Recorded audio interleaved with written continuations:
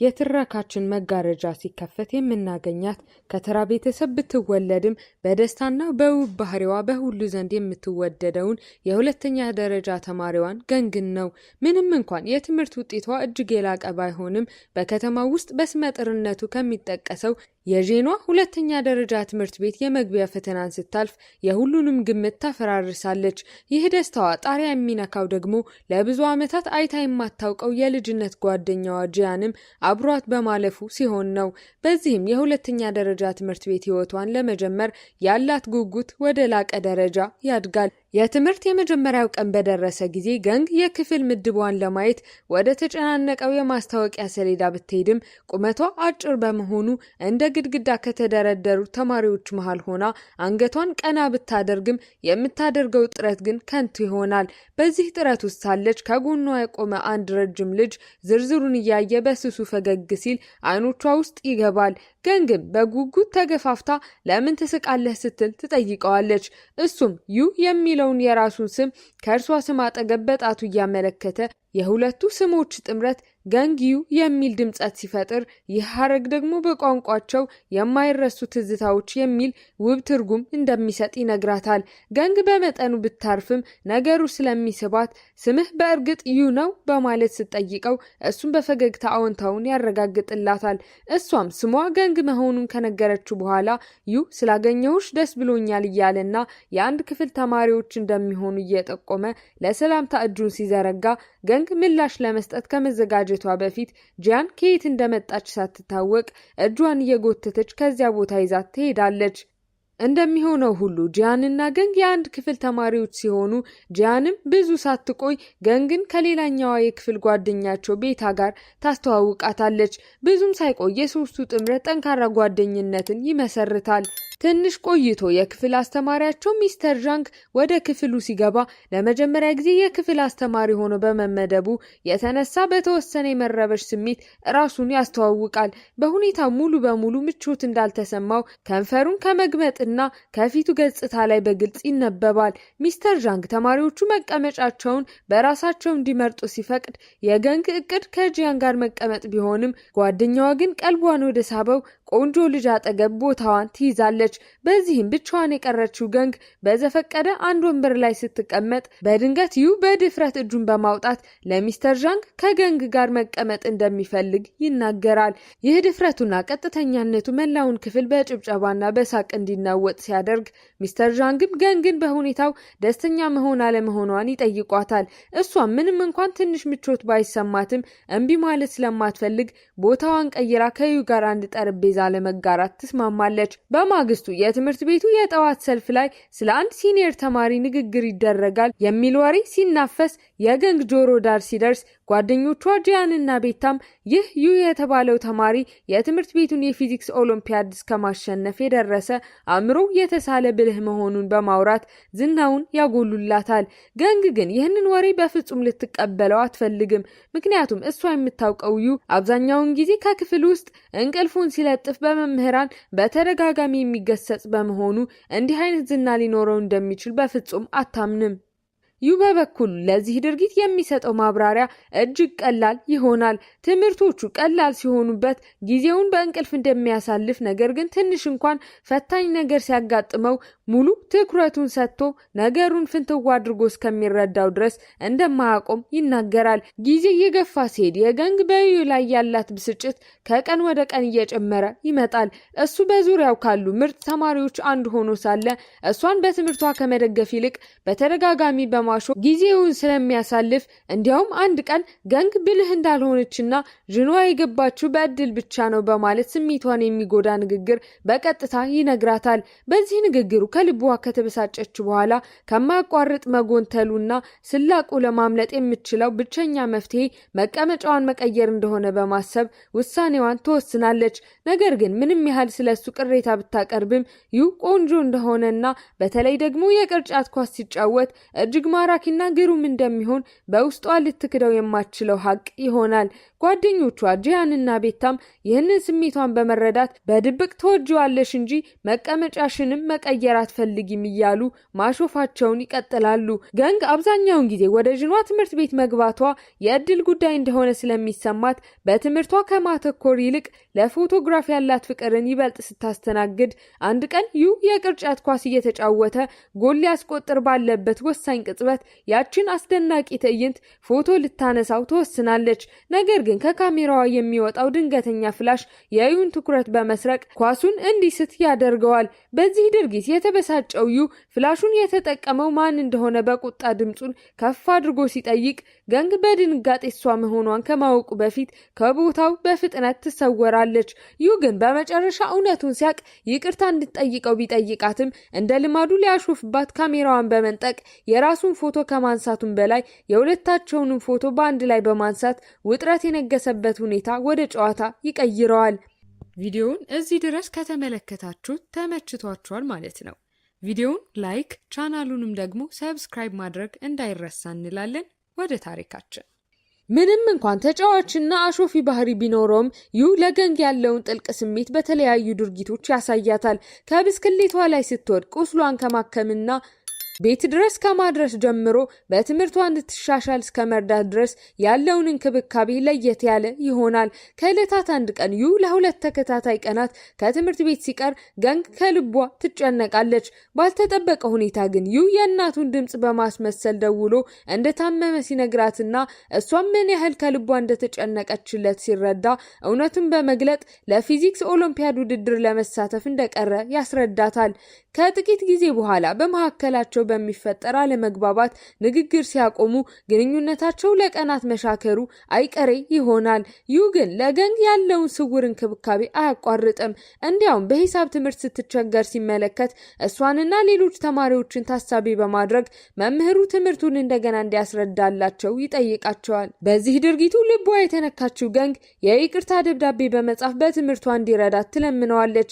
ዩ ደግሞ ደብዳቤዋን ካነበበ በኋላ በፈገግታ ተሞልቶ ከዚህ በኋላ ደብዳቤ መጻፍ እንደማያስፈልጋትና በፈለገችው ሰዓት እርዳታ መጠየቅ እንደምትችል ይነግራታል። የትምህርት ቤቱ የዝማሬ ውድድር እየተቃረበ ሲመጣ የገንግ ክፍል ዝግጅት ከስምምነት በራቀ ጩኸት የተሞላ በመሆኑ አብዛኞቹ ተማሪዎች ተስፋ ወደ መቁረጥ ያመራሉ።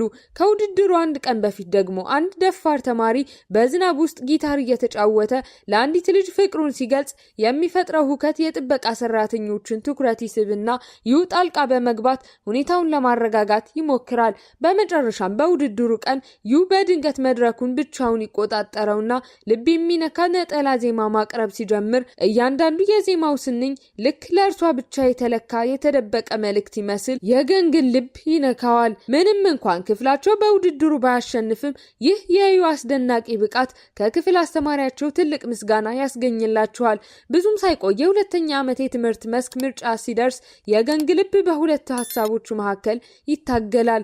በአንድ በኩል የሳይንስ መስክ ፈተናን የመወጣት ብቃት እንደሌላት ስትጠራጠር፣ በሌላ በኩል ደግሞ በሳይንስ ዘርፍ ለመቀጠል ከወሰነው ዩ የመለየት ሀሳብ ያስጨንቃታል። በቀጣዩ ቀን ክፍሏ ውስጥ አለመታየቷ ደግሞ በጓደኞቿ ዘንድ የሶሻል ሳይንስን መርጣ ከነሱ ጋር እንደማትቀጥል አንድ ግምትን ያሰርጻል። ነገር ግን ባልተጠበቀ ቅጽበት የክፍሉ በር ይከፈትና ጸጉሯን በፈረስ ጭራ ስታይል ወደ ላይ ሰብስባ ከወትረው የበለጠ በራስ መተማመን እየተንጸባረቀባት በቀጥታ በዩ አጠገብ ወደሚገኘው መቀመጫዋ ታመራለች። ከዚያም የሳይንስ ትምህርት መስክ እንደመረጠች በልበ ሙሉነት ተናግራ ለሚመጡት ፈተናዎች እንድትዘጋጅ እንዲረዳ ስትጠይቀው ዩ በቃላት ባይመልስላትም በሙቀት የተመላው ቅን ፈገግታው ግን ከበቂ በላይ መልስ ሆኖ ውሳኔዋ ትክክል እንደሆነ ያረጋግጥላታል። ከዚያች ቀን በኋላ የገንግ ዓለም በዩ ዙሪያ ማጠንጠን ይጀምራል።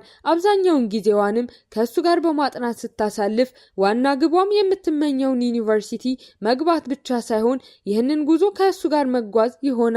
ይህንን የጋራ ህልማቸውንና ምኞታቸውን ደግሞ በአንዲት ትንሽ ዛፍ ውስጥ በምልክትነት ይተክሉታል።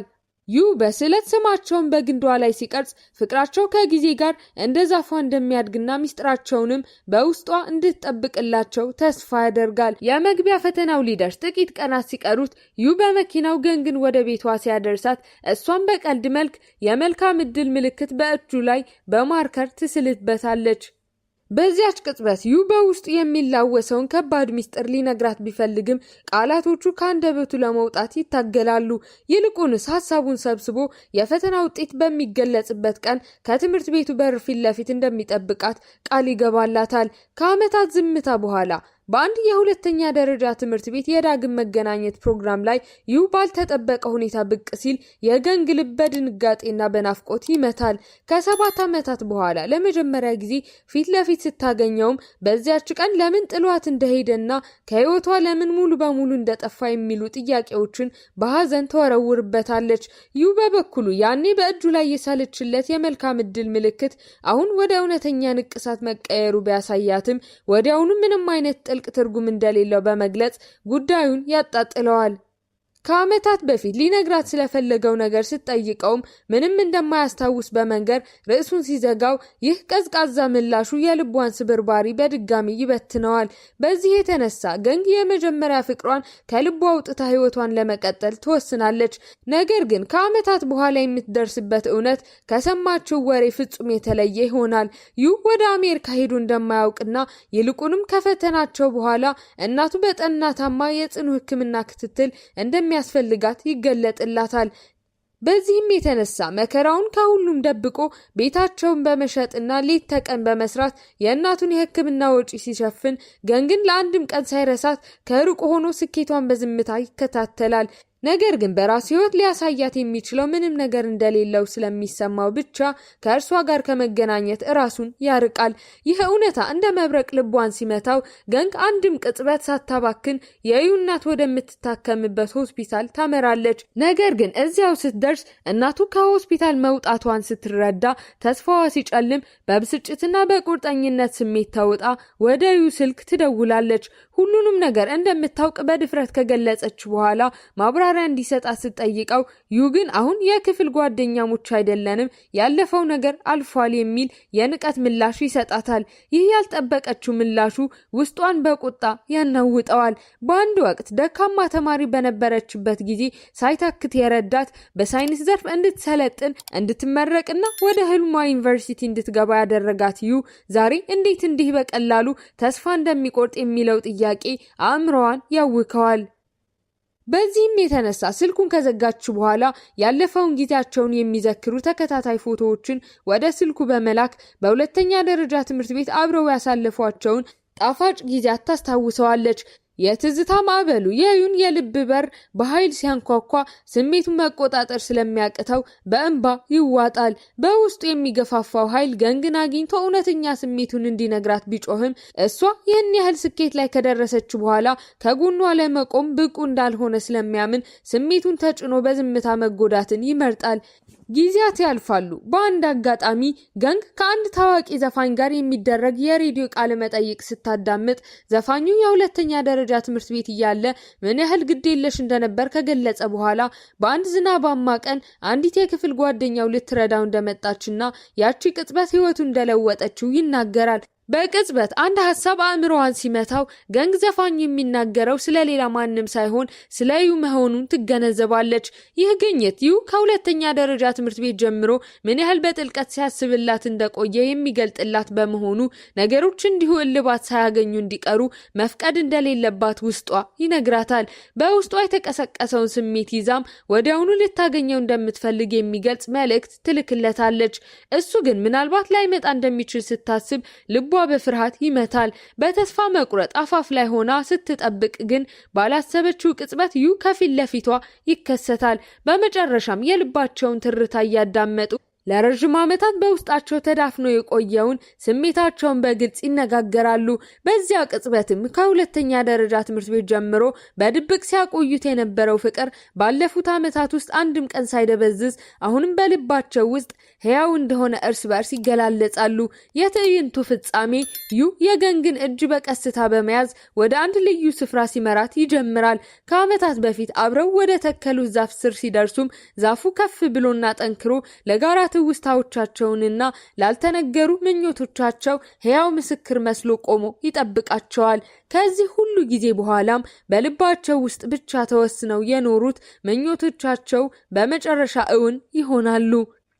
ሐሳብ አስተያየታችሁን ኮሜንት ላይ ጻፉልን። እዚህ ጋርም የምትመለከቱትን ቪዲዮ ማየት እንዳትረሱ።